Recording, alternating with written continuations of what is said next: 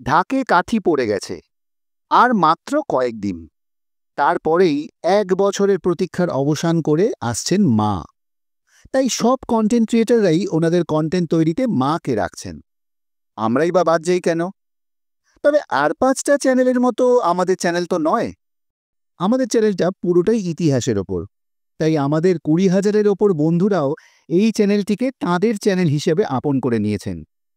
কি করি ভাবতে ভাবতে হঠাৎ এক অভিনব ইতিহাস মাথায় আসলো আমাদের। এই ইতিহাস নিয়ে কেউ বলেনি আগে, সম্ভবত আমরাই প্রথম। কি সেই ইতিহাস? জানতে হলে অবশ্যই আগামীকাল ঠিক সন্ধ্যে 7:45-এ আসতে হবে হিস্ট্রি এভিনিউ চ্যানেলে। আর আজ জেনে নিন রিষড়া নিয়ে কিছু অজানা কথা। প্রাচীনকাল থেকেই বাংলার গঙ্গার তীরে গড়ে উঠেছিল প্রাচীন ঐতিহাসিক বিভিন্ন জনপদ। এমন কিছু জায়গা আছে যার ঐতিহাসিক গুরুত্ব কম নয়, কিন্তু অবহেলিত। যেমন রিষড়া। নামটা শুনেই ভুরু কুচকলো তো? ও তো একটা রেল স্টেশন, হুগলি জেলার একটা শহর। রিষড়াকে সবাই মোটামুটি কলকারখানার শহর বলেই চেনে। না, এতটাও অবহেলার পাত্র নয় রিষড়া। জানেন কি, একসময় এই রিষড়ার ঘাটেই নোঙর করত বিদেশি বণিকদের জাহাজ। জানেন কি রিষড়া কতটা প্রাচীন? রিষড়ার নামটাই বা এলো কোথা থেকে? অনেকেরই হয়তো একটা ধারণা আছে এই নামকরণ নিয়ে, কিন্তু সকলের ধারণা যেভাবে রিষড়া নাম হয়েছে সেটা কিন্তু আমরা হিস্ট্রি এভিনিউ মানতে রাজি নই। তাই আরেকটু খোঁজ নিয়ে জানতে পেরেছি আসল কারণ কি হতে পারে। এই রকমই রিষড়ার সাথে জড়িয়ে আছে আরও অনেক ইতিহাস। আর সেই জন্য স্কিপ না করে পুরো ভিডিওটা মন দিয়ে শুনুন, জানতে পারবেন সব কথা, নয়তো মিস করে যাবেন অনেক কিছু। নমস্কার বন্ধুরা, কেমন আছেন আপনারা? আমি সায়ন, আর আমার সাথে আছে পিনাকি। আজ আমরা চলে এসেছি হিস্ট্রি এভিনিউর আরেকটি নতুন ব্লগ নিয়ে আপনাদের জন্য। যারা আমাদের চ্যানেল এখনও সাবস্ক্রাইব করেননি তারা অবশ্যই সাবস্ক্রাইব করে পাশের বেল আইকন প্রেস করে দিতে ভুলবেন না। চলুন আর দেরি না করে বেরিয়ে পড়ি আজকের ইতিহাসের খোঁজে। ঋষিরা ডাইনে বাহে বামে সুখচর, পশ্চিমে হরিষে রাজা বাহে কোন্নগর। 1495 সালে অর্থাৎ পঞ্চদশ শতকে বিপ্রদাস পিপলাই রচিত মনসা বিজয় কাব্যে বাণিজ্যকালে চাঁদ সদাগরের ভাগীরথী তীরের জনপদ রিষড়ার নাম পাওয়া যায়। ইতিহাসবিদ গবেষকদের মতে মধ্যযুগীয় বিভিন্ন মঙ্গল কাব্যে বাংলার বিশেষত নদী তীরের বহু গুরুত্বপূর্ণ জনপদের নাম উঠে এসেছে, যা সেই জায়গার উপর গবেষণায় ওনাদের সাহায্য করেছে। সপ্তদশ শতকের কবি রূপরাম চক্রবর্তীর ধর্মমঙ্গলেও এই অঞ্চলের বর্ণনা প্রসঙ্গে বলা হয়েছে, পীর ইসমাইলি সংগ্রিয়া পথ চলি যায়, দৈবে নাহি মারে তারে, বাঘে নাহি খায়, বন্দিব বরখা গাজি ঋষিবাটি গা, নিজবাটি বন্দিব পেরোর সুতি খাঁ। পঞ্চদশ শতকের অনেক আগে থেকেই রিষড়ার অস্তিত্ব ছিল। সুধীর রঞ্জন মিত্রের হুগলি জেলার ইতিহাস ও বঙ্গ সমাজ বই থেকে জানা যায়, প্রাচীনকালে ঝোপঝাড় জঙ্গলে ঘেরা এই জায়গায় বনবিবি দক্ষিণ রায়ের মন্দিরের সন্ধান পাওয়া যায়, যা বাঘের উপস্থিতি ও উপদ্রবের সাক্ষ্য দেয়। রিষড়ার অধিষ্ঠাত্রী দেবী হলেন শ্রী শ্রী সিদ্ধেশ্বরী কালী। জটাধর পাকরাশি নামে এক তান্ত্রিক হুগলি জেলায় রিষড়ায় সাধনা করতেন। একদিন তিনি স্বপ্নাদেশ পান। বর্তমান মন্দিরের বাম পাশে এক দিঘিতে একটি ভাসমান ঘট দেখতে পান। ঘটটিকে জল থেকে তুললেন, তারপর গোল পাতা দিয়ে মন্দির তৈরি করলেন 811 বঙ্গাব্দ অর্থাৎ 1404 সালে। সুধীর রঞ্জন মিত্রের লেখা এবং কৃষ্ণগোপাল পাকরাশির লেখা 3 শতকের রিষড়া ও তৎকালীন সমাজচিত্র বইতে সিদ্ধেশ্বরী কালীকে রিষড়ার গ্রামদেবী হিসেবে উল্লেখ করেছেন। জনশ্রুতি অনুযায়ী পঞ্চদশ শতকে যশোর শস্যনার জটাধর পাকরাশি সস্ত্রীক রিষড়ার মোড়পুকুর গ্রামে চলে এসেছিলেন। গুরুভাই আত্মীয় দুর্গাচরণ ঘোষের বাড়িতে এসে ওঠেন জটাধর। এই দুর্গাচরণ ঘোষই তাকে সিদ্ধেশ্বরী মন্দির সংলগ্ন জায়গাটি ব্রহ্মোত্তর জমি হিসেবে দান করেছিলেন।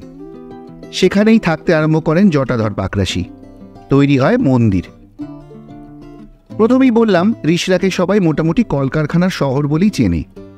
সেখানে রিষড়া শুধু বাংলা নয়, ভারতের গৌরব। তৎকালীন সমগ্র বাংলার পাট ও পাটজাত পণ্যের চাহিদা ছিল বিশ্বব্যাপী।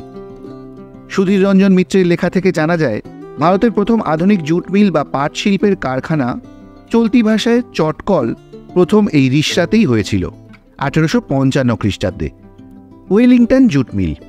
ইংরেজ বণিক জর্জ অকল্যান্ড এই মিল প্রতিষ্ঠা করেন।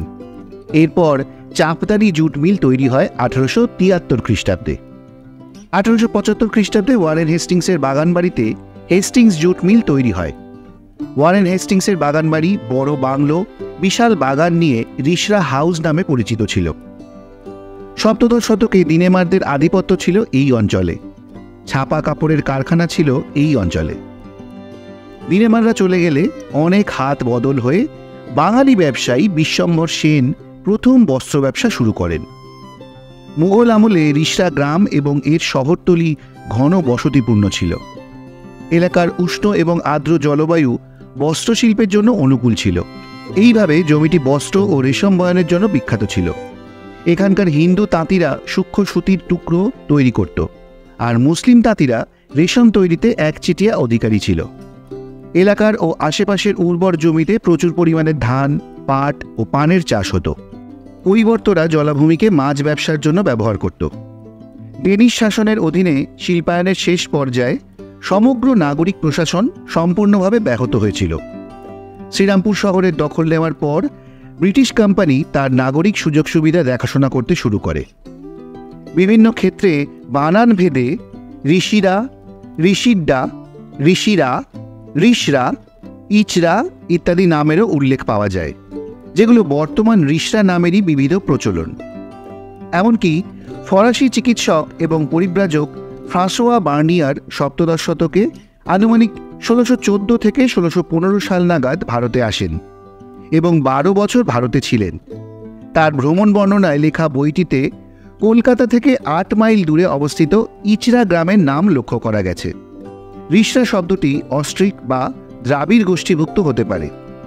রিসরা নামটির ব্যুৎপত্তি সম্পর্কেও বিভিন্ন ব্যক্তির মত বিভিন্ন। যেমন ঋষি বাটক থেকে ঋষি বাড়া, থেকে ঋষি আরা, তার থেকে ঋষিরা এবং তার থেকে রিসরা। একাদশ শতকে বল্লাল সেনের সময় ভাগীরথী নদীর তীরে এই অঞ্চল ব্রাহ্মণ ও ঋষিদের আশ্রম ছিল বলে জানা যায়, এবং তা থেকে ঋষি বাটক নামের সূচনা অস্বাভাবিক নয়। অন্য একটি মতে ঋষিক, যার অর্থ এক ধরনের শক্ত খাগড়া, এবং ডিহা, যার অর্থ গ্রাম, তার থেকে ঋষি ডিহা হয়ে রিসরা। আবার আরেকটি মত অনুসারে ঋষিপাড়া বা ঋষি আড়া থেকে রিসরা। এক্ষেত্রে ঋষি বলতে চর্মকারদের বোঝানো হয়েছে। মুচিরা রিসরার প্রাচীন বাসিন্দা এবং এদের কাজ নিন্দনীয় বলে না মনে করার জন্য এদের ঋষি নামে অভিহিত করা হতো। আবার অনেকে মনে করেন ঋষি মহর্ষি মাতঙ্গ নিজে চর্ম ব্যবসায়ী ছিলেন বলে চর্মকাররা ঋষি নামে পরিচিত হতে পারেন। ডক্টর সুকুমার সেন আবার আরও দুটি সম্ভাবনার কথা বলেছেন। ইকরা বা ইখিরা মানে কাঁটা ঝোপে ভরা যে গ্রাম। ইকরা বা ইখিরা অপভ্রংশ হয়ে রিসরা হতে পারে। রিখব মানে কাঁটা ঝোপ, আর আড়া মানে জায়গা। দুয়ে মিলে রিখব আড়া, তার থেকে অপভ্রংশ হয়ে ঋষিরা, তার থেকে রিসরা। কালের গর্ভে আর অবহেলায় হারিয়ে গেছে সঠিক উত্তর, তবু ইতিহাস কথা বলে চলে। আমাদের আজকের ব্লগটি আপনাদের কেমন লাগলো কমেন্ট করে জানাবেন। যদি ভালো লাগে একটা লাইক করে দেবেন, আর আমাদের চ্যানেল হিস্ট্রি এভিনিউকে অবশ্যই সাবস্ক্রাইব করে পাশের বেল আইকন প্রেস করে দেবেন। আর হ্যাঁ, আমাদের এই ব্লগগুলো বেশি করে শেয়ার করবেন, যাতে এরকম ধরনের ইতিহাস আমরা আপনাদের সামনে আরও বেশি করে নিয়ে আসতে পারি। দেখা হচ্ছে খুব শীঘ্রই পরবর্তী ব্লগে, নতুন কোনো জায়গায় নতুন কোনো ইতিহাসের খোঁজে। সবাই ভালো থাকবেন, সুস্থ থাকবেন। নমস্কার।